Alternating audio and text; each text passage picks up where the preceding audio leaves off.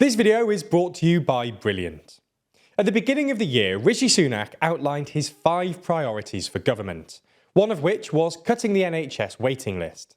While the number of people waiting over a year for treatment has started falling from its post-pandemic high, the latest data suggests that the overall waiting list, which was already at record highs, is still growing. This is why, on Thursday, Sunak announced his new plan to bring down waiting lists. Now, we should point out that for this video, we were invited back to number 10 Downing Street. As ever, our reporting on this has not been influenced by this access.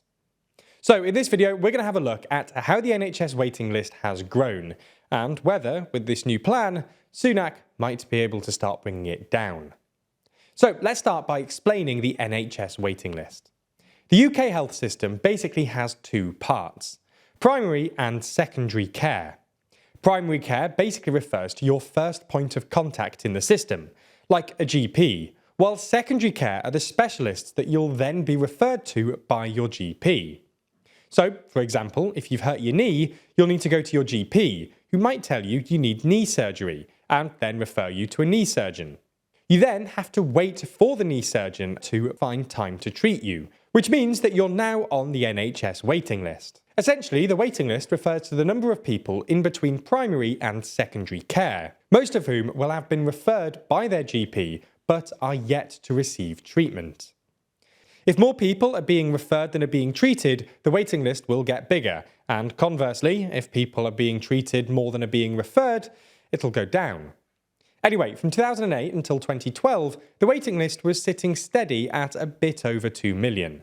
Now, this might sound big, but it actually wasn't that much of an issue, because, well, there's always going to be at least a bit of a waiting list, and the vast majority of patients were still being treated within 18 weeks, which is what the NHS aims for. The waiting list started ticking up in 2013, reaching a high of just over 4.5 million before the pandemic. The waiting list actually fell during the pandemic, partly because, sadly, many vulnerable people who were already on the list died of COVID. But mainly because even if people were ill, they didn't go to their GP and risk getting infected. This created a backlog of people who were essentially waiting for the pandemic to pass before treatment. If you compare the number of people joining the NHS waiting list over the pandemic compared to pre-pandemic, you'll see that over 7 million fewer people than expected joined the list. This is why when the UK came out of the pandemic, the waiting list shot up. The NHS was already struggling with COVID, and then another few million people suddenly started asking for treatment. By the beginning of 2022, it had hit 6 million, with over 2 million people waiting more than the NHS target of 18 weeks.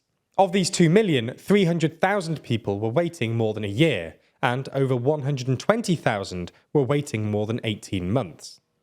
By the time Sunak entered office, the number of people waiting for over 18 months had fallen to about 50,000.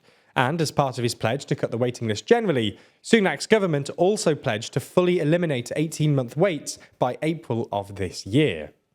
While this hasn't quite happened, the number of people waiting for more than 18 months has fallen to a new low of about 10,000, down over 90% from its post-pandemic high. Both Sunak and Health Secretary Steve Barclay have used this stat to demonstrate that the government is delivering on Sunak's 5 priorities. Unfortunately for the government, this drop is mainly because the NHS is focusing all its efforts on patients waiting more than 18 months, which means less attention to other patients.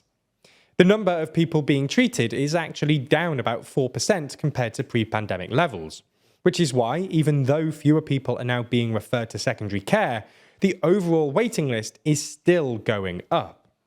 The latest data for March, for example, puts the total waiting list at an all-time high of 7.3 million, up slightly from 7.2 million in February. Now, we don't want to be too pessimistic here. It's still fundamentally good news that fewer people are waiting for 18 months.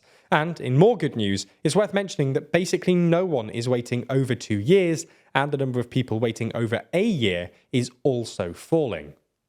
Nonetheless, the overall waiting list is still growing, which is politically difficult for Sunak, given he made cutting it one of his 5 priorities. This is why, on Thursday, Sunak announced his new plan to cut NHS waiting lists.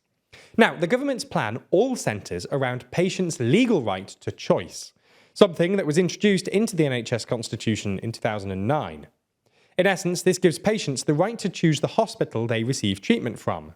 However, polling by the Patients Association recently found that only 53% of people actually knew that this was a right that they had. Further polling additionally showed that 73% of patients are happy to travel more than 30 minutes outside their local area in order to receive treatment. The government appear to have realised that this is something they can utilise in order to improve efficiency in the NHS and reduce the discrepancy in waiting times across the country. In fact, further research from the Patients Association showed that patients could reduce their waiting times by up to 3 months by going to a different hospital in their region. As such, the NHS has updated their NHS referral software so that GPs are now able to, and should, provide patients with at least 5 options of where they can go to receive treatment. The patients will be provided with information about the hospital's distance from them and information about waiting times, and will be able to go home and decide which option is best for them. Right now, only 1 in 10 patients utilise this, and this is something the government will want to try and improve on the back of this new policy.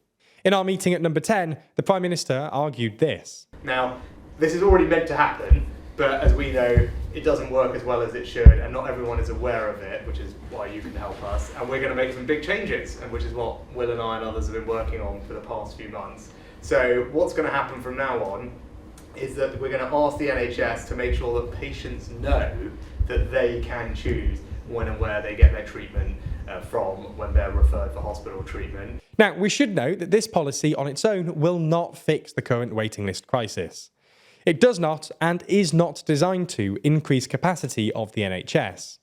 It's just meant to ease the pressure and spread out demand a bit more. The point is that while this might be a good start point, if the government really wants to fix the NHS waiting list, there's a lot more work to do. Ultimately, we live in an increasingly complex world, where things are feeling less stable, especially economically. So it would be great if politicians were better at, well, maths and decision making. Fortunately, they could do that easily if they signed up to Brilliant, the STEM learning platform where you can learn everything from quantum computing or algebra to logical decision making, a skill severely lacking at the moment. It doesn't even take long to learn either. These complex topics are broken down into accessible chunks, designed around your busy schedule. That means that by spending just a few minutes a day, you can accumulate new knowledge over time in an actually fun way. As time goes on, you'll get used to that empowering feeling of learning too, because this isn't just about memorization and lectures. Brilliant teaches you by doing, using active learning techniques to teach you the principles behind otherwise complex subjects, and ensuring you actually understand what's going on. So, whether you want to brush up on your basic math skills, improve your employment prospects by learning about future technologies, or just have fun with coding, you can check out everything Brilliant has to offer free for a full 30 days. Click on the link in the description. Plus, the first 200 of you will get 20% off Brilliant's annual premium subscription. Thanks for your support.